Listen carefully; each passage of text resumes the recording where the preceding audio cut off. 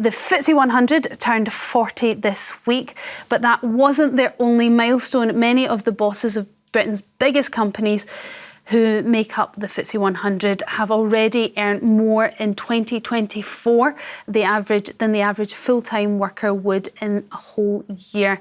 That's more than £35,000, and they've worked less than a week.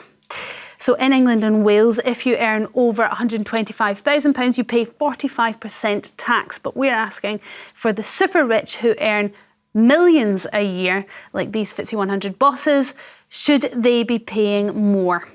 Daniel, I'll start with you. What do you think? Well, look, 30% of our tax bill is paid by people who earn £1 million a year or more. So we're very reliant upon large incomes for paying our tax bills and running businesses, and we have to be careful not to scare it off. That is important. Well, OK, I think I'll have a serious conversation. We're going to laugh at each other. So, I'm not laughing at you. It's the idea that we would scare off the rich from earning money. Well, that's what I find difficult. I'm sorry. I apologise. OK, I think the apology is merited because it's not an appropriate reaction if we're going to have a serious conversation. The fact is that in a market, people can work in lots of different ways. Big businesses have an international market and they have to recruit chief executives. As it happens, I have questioned whether or not businesses really need to pay such huge salaries. But at the same time, I acknowledge that actually they're in a competitive market. They clearly do that.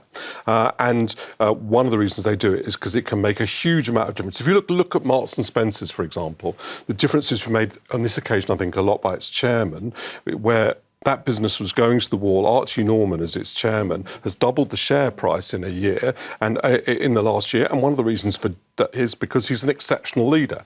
So the question is, how much money do you need to bring forward exceptional leadership of that kind when you are competing internationally with other businesses that are paying these people actually more than we're paying in this country? So I'm not in favour of what I don't think would raise much money in terms of tax. It wouldn't solve the problem we discussed earlier, the doctors, right? It wouldn't solve that problem because it's not enough people. But what it mainly would do is to make those people go and work in other countries rather than ours, and I'm not in favour of doing that. Well, Daniel does have a point.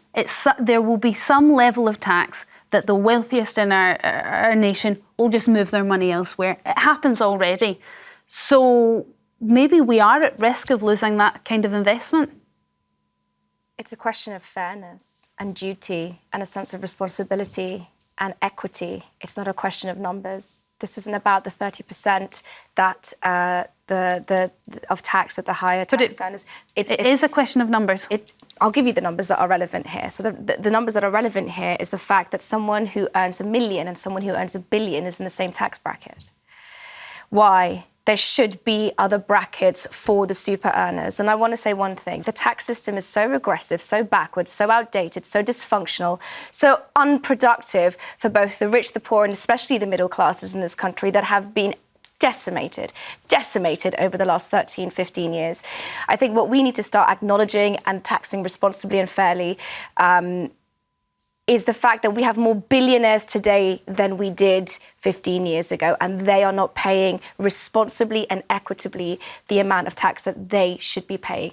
And this isn't just a fact about being rich or poor. This isn't about, the working class or folks who are just about getting by being taxed more or less. It's about what is right and what is fair. And there is one thing that is completely clear. The FTSE CEOs who've reached 40 years, they've had 40 years of basically roughly the same amount of tax, but their profits and the amount of take-home pay and benefits and bonuses and stocks that they get is exorbitant.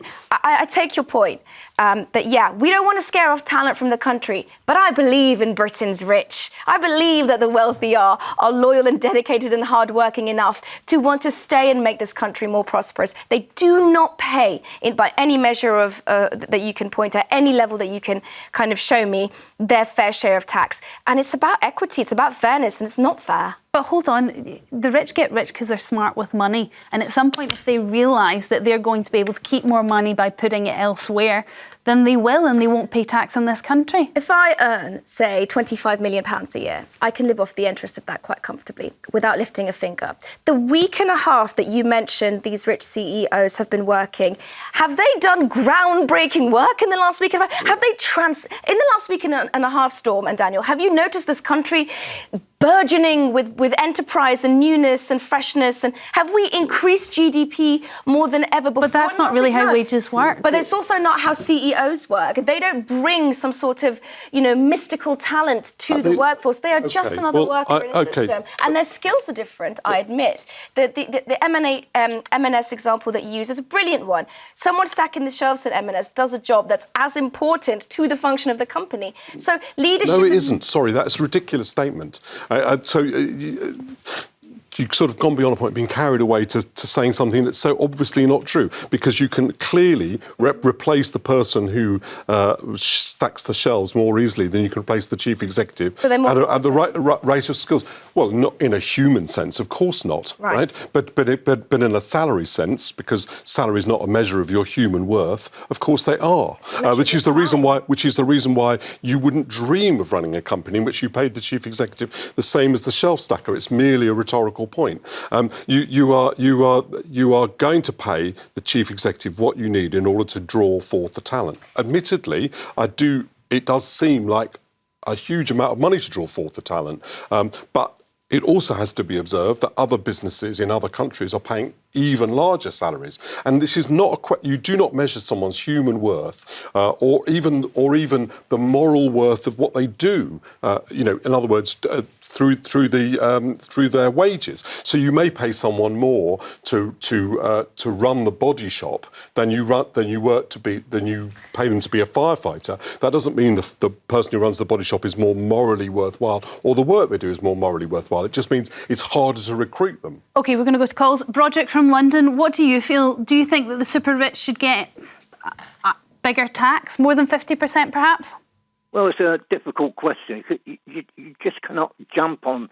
If someone's a millionaire, you cannot just jump on them and say, oh, they should pay more tax, double the tax, treble the tax. Why? Because if you see companies, how they grow, if you start taxing them, I don't know what it is, 80 pence in the pound, 90 pence in the pound, they're not going to expand their companies, so they employ more people. I think... No, we're talking about their wage. I see what you're saying, Broderick, but we're talking about their wage. So we're not talking about company profits here. We're talking about the stuff that goes into their bank account every month. Should we say, OK, once you're over £125,000, it's no longer 45,000, it's now 70%? But as I say, you've got to look at it. If it was you, if you started off in the company and you was making that company money and you was getting a very good salary, and then someone turns around and say, no, we don't want you to have that salary, we're going to tax you twice as much now. So you end up with only sort of half of what you was earning. I hear what you're kind of trying to say here, Broderick. You're saying that we can't be taxing enterprise, we can't be taxing that sort of aspiration. We need that to continue in society, so we keep Everyone growing. has to be taxed if you're working. But what I'm saying is most people jump on the individual and say, no, he's earning that, she's earning that, we shouldn't let them earn that. Why not? If they're doing the company good, and it's the politics of envy. I'll go back to my point because I stand by it quite firmly. Someone who's been working at Marks & Spencer's for 25 years as stocking the shelves or doing cleaning or whatever has contributed more, arguably, to the growth of that company being there that long versus a CEO that's been shipped in. It's easy to say something like that. They've stuck through thick and thin. They've worked. And one moment, it may be important to take away the feeling perhaps I have about the fact that they need to be honoured and respected. So but do you think that a shelf stacker, somebody that stocks those shelves in M&S, should get paid the same as the CEO running it? I think they shouldn't be 109 times different. That's not the question, though. Do you think it should be the same? Do you think they should be the same? Well, what are we saying? Are we saying that the CEO should be paid the same as the person who stocks the shelves, or the other way around? Because I think it's the other way around. Because I think there are enough profits in a company to pay people more, not to pay CEOs less. I couldn't care less what CEOs get paid. My issue, and the reason I am emotional about this, is because it's one 109 times more than the median full wage. So it isn't about just the grotesque numbers. As I say, and I'll repeat, someone who earns 10 million is taxed at the same rate as someone who earns $1 billion. Those are orders of magnitude different. Fundamentally, So though, economically, that doesn't make sense. You've got how many shelf stackers do you think there would be in M&S versus how many CEOs? So if you're going to pay the shelf how many stackers, times difference Okay, that they're inflated incomes. That's a different thing. There I'm are not two saying what different. you're saying. Okay, well, I think you're sorry. Okay, then I misunderstood it. I thought you were saying that the CEO and the shelf stacker should be paid the same. In absolute terms.